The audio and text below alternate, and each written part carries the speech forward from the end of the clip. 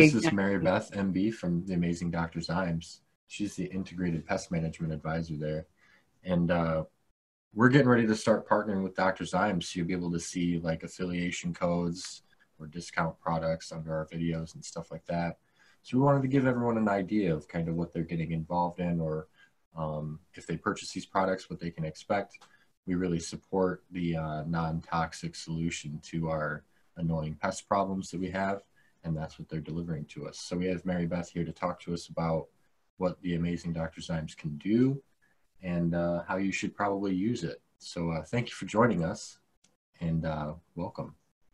Hello, thank you for having me. I'm really happy to be here. I, of course, am always promoting this product because I've used a lot of different things over the years, and always trying different things. I work in a nursery where sales reps are always coming to me, offering me their products to try them, because of course they would like them to be sold in the store, and they want me to know how well it works. So I've gotten the opportunity to test against a lot of different things over the years, and Dr. Zymes just keeps winning in my book. It's so simple. It's just the Dr. Zymes and the water. And the main thing that I like to remind people for the optimal success with the product is the way you mix it. Number one, you want it for best results, you really want the water to be approximately 90 degrees. Get as close to that as you can. I mean, obviously, as you're spraying, it's going to cool down, but you want it as close to that temperature as possible to optimize the active ingredients that are working for you in there. You don't want to like overshoot that and like boil the water or anything like that? Well, you know, you can always just let it cool down a little bit. You know, hopefully you'll have some kind of thing to measure the temperature with. Any thermometer would be fine. Anything you cook with or something would be fine. Just, you know, try to get your spray water to 90 degrees. Add your Dr. Zymes second. Never do the Zymes first and then the water, because that foam is going to make a foam, and you're not going to like that fighting with the foam thing. Okay. Always add the Dr. Zymes after the water. That's okay. The kind of advice you're looking for. Yeah. Go ahead and check the pH on that mix and make sure that you're between 6 and 7. And if you're not, get whatever you use to adjust pH and just do, you know, get it to that range. And that's the optimal pH and temperature for this product to work. And the other thing I like to recommend to people when you are spraying, I've noticed a lot of people kind of spray from the side and from the top, and you really want to start at the bottom of the plant, spray up the bottom of the leaves and go up through the canopy from the bottom up. You get the far better coverage that way. You really want to cover your stalks. You want to get in all those little crevices where little bugs hide. Right, yeah. And it's kind of a pain to spray that way, guys, but it's really worth it. Like, I know that it's frustrating or whatever, but it's kind of the whole point. So make sure you do that. Yeah, I frequently see people just walking by the side of the plant and just kind of going, what? Well, it's way easier, right? Gets there, and yeah, no one. I sprayed 3 times, you know, and then they, you know. And that's why they still have bugs. Yep, 100%. So, yeah, and I know it's not the cheapest solution on the market, but I think it is among the most effective solutions on the market. And I've seen a lot of customers come in showing me the inexpensive things that they've been using, and they've got a huge amount of bugs still. It's obviously not working. Or they're very toxic. I think that a lot of the... that as well. If there's a product that's more affordable, it's because they found it in a barrel somewhere. Mm-hmm. Maybe and I would want to caution people against mixing pesticides of any kind, of any brands. They can really not play well together. The chemicals can really alter, and this is not a good practice. Never been recommended to do that. So if the product isn't meant to be mixed with another, please don't just think, hey, I'm going to try something new and really, really nuke them, because you might end up with a toxic gas that can really be dangerous. Sure, yeah. So there's 2 questions that I have that come from that. One with the mixing products is like application rates. People like to use different stuff. Mm-hmm. It's like, let's say maybe somebody uses sulfur. Mm-hmm. Maybe how long should they wait before they try using this? Or if somebody uses a different product, maybe how long should they wait, you know? Well, I know with sulfurs and oils, you've got to have 30 days between them. Well, some people recommend 20. They'll react pretty hard, right? Yeah, you don't want to get sulfurs and oils anywhere near each other with at least that span of time. and you don't want to use them in real hot temperatures. If your temperatures are going to get above 80 degrees or so, those things can cause trouble for you. But with the Dr. Zymes, you wouldn't want to use them at the exact same time, but you could, if you had put sulfur on the week before, you could probably go ahead and put the Zymes on. Iron is something that is an oxidizing agent. So if you had just laid down a whole bunch of chelated iron, I might not want to do a soil drench with Zymes, because kind of like hydrogen peroxide, you wouldn't want to put hydrogen peroxide into your Dr. Zymes. It would be an oxidizer that would cause chemical reactions that aren't going to be what you were hoping for. It can be dangerous. Definitely.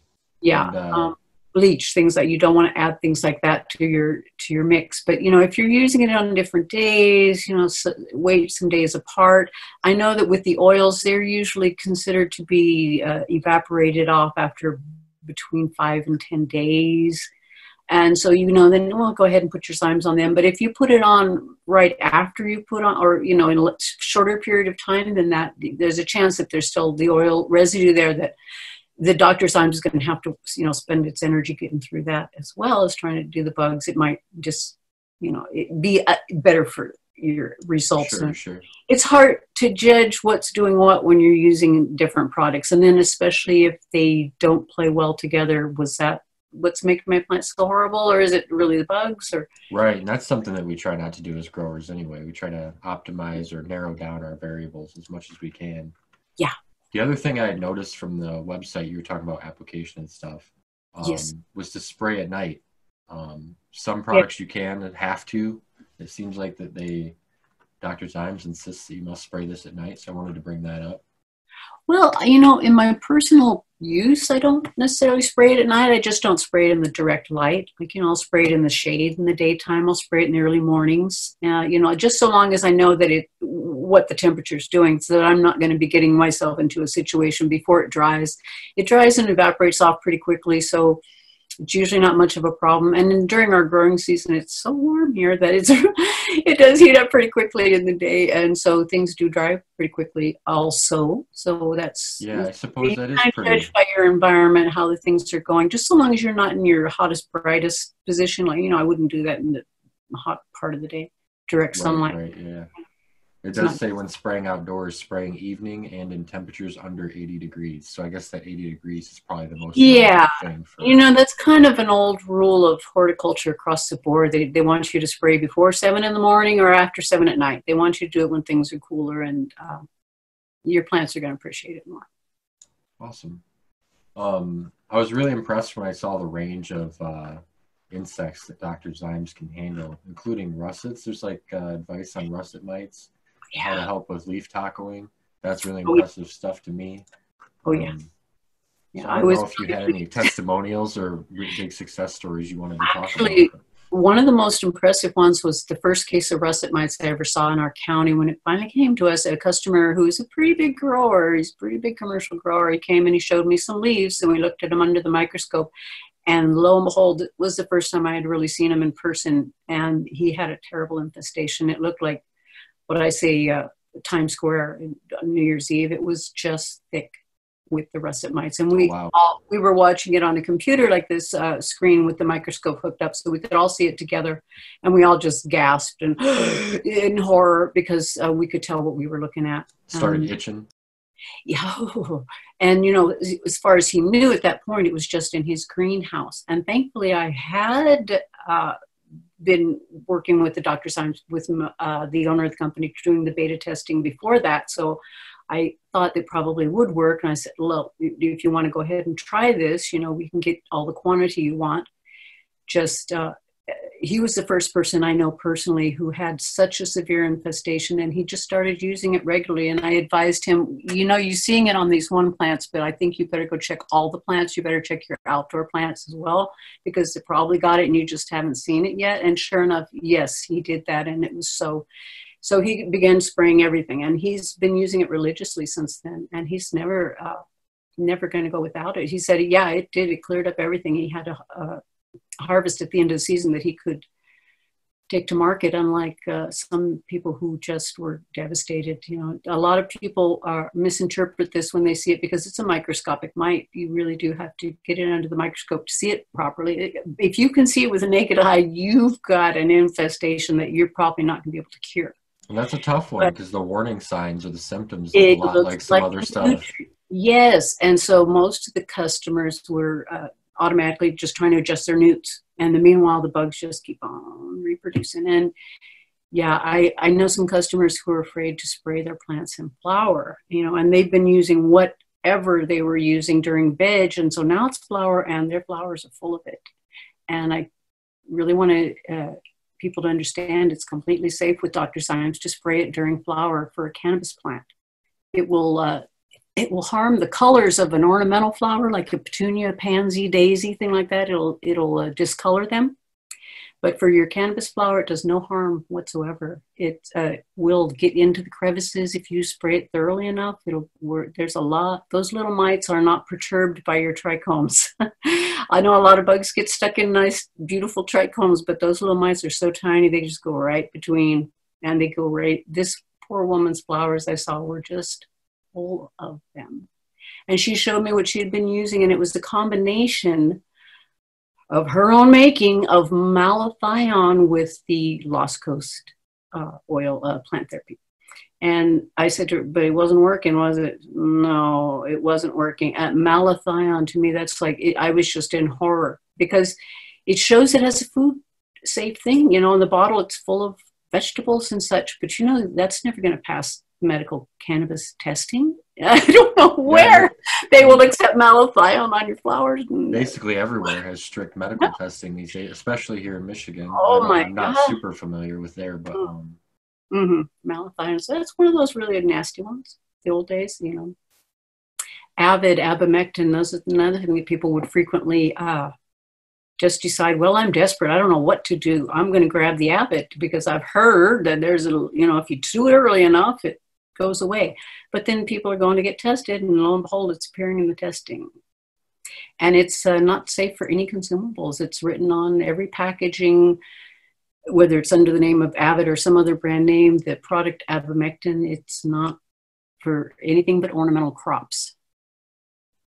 Just yeah, and that's the reason you're not supposed to consume that bacteria. They're not all good for you. Yeah, exactly. And there's other products too they may be safe for agricultural use for like ingestion, but they're not safe for inhalation. So you got to be knowledgeable about what products you use. Yes, please. That was one of the things that we were most thrilled about when first started experimenting with this product was, you know, how well was it going to do? What was going to do with testing? What's the deal with the residual? Why is there no residual? Isn't this wonderful? And when we first started testing it, we were really testing it mostly as a cleaning product because we hadn't had any bugs to test it on yet. Our gardens were in good shape at that time of the year. But later, as you know, things changed, we began to experiment with the bugs because we knew that we had a feeling it would do that. You know, like I said, it started off with a case of scabies. And, you know, that's a mite that gets in your skin and makes your life a living hell. And we've had a few customers who came to us saying they had some scabies, and we gave them a gallon of the Dr. Zymes and said, take this, please, and bathe in it. You know, you pour, of course, several cups into a bathtub and soak in it for a while, and there's no discomfort whatsoever. You know, otherwise people were being recommended to take baths of cayenne pepper and bleach and just terrible things, and it wasn't working. They were still, and their skin was horrible. They were crying of the pain. Yeah, if you've ever had a bath in cayenne pepper, you probably are masochistic. I like hot sauce. It sounds like something I might be into. The bleach is a little much. Yeah, especially in your intimate area. No, excuse me. I'll be good. Oh, you're on the right show for that. You're fine. Totally fine. But you did talk about some of the various uses of Dr. Zymes, which I liked. You talked about root drench and spraying.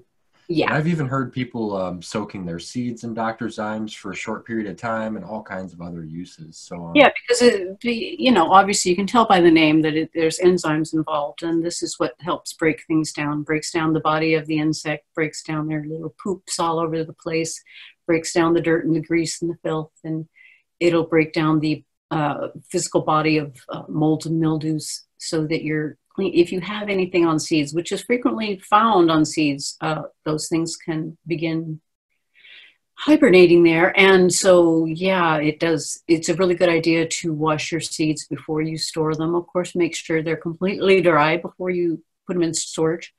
And when you're going to get them out to sprout, it's a good idea to soak them in. Patrick King has a really good video. He likes to put it in like a shot glass of water or shot glass worth of Dr. Zymes into a regular glass of water, 8 ounce or whatever, and soak it overnight. And he feels that way the seed coat is breaking down faster. He's got a real good germination rate, and he knows that everything's going to be clean from day one. And if you just keep it clean by doing the weekly preventative thing, prevention is in all pesticides. Prevention is always recommended, no matter what method you choose. They want you to start before you've got a problem. Get something established so that you never do get a serious outbreak. And hopefully monitor. Really, I think that's the biggest difference between the experienced gardeners and the more novice ones is you're only experienced because you've ran into the pest before and seen what it does. And when you're a novice, you just you're like, okay, that's a leaf problem. Then a week later, it's way worse, and then you're like, oh, that's a bug problem. Yeah. And so many of the deficiencies and bug attacks, when you're looking at the leaves, the pictures look a lot alike. The subtle differences, it takes some time to really catch on what those subtle differences are. Why this was not thrips, but in fact a potassium deficiency or what have you. Or vice versa. Yes. Thank you again for speaking with us. I'm not sure if there's anything else that you want to cover.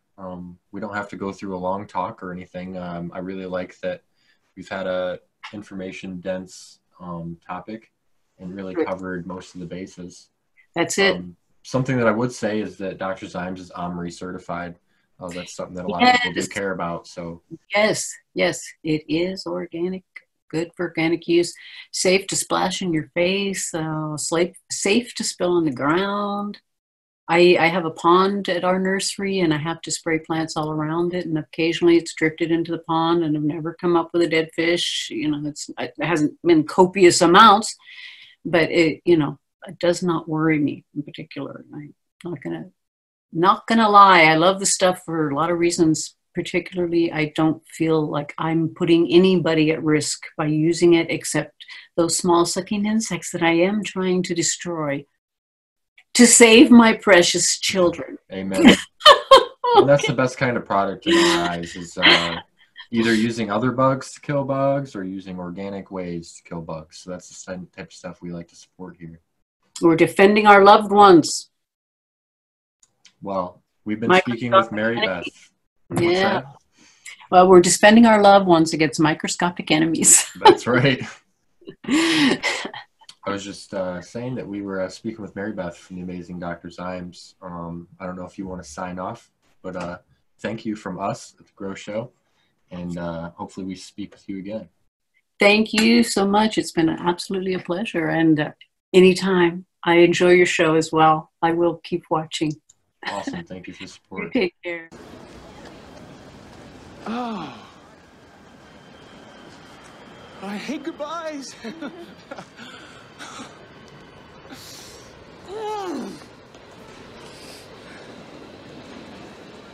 Lloyd. Shh. Just go.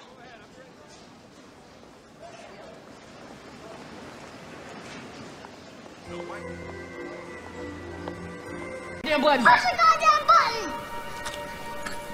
You heard what she said.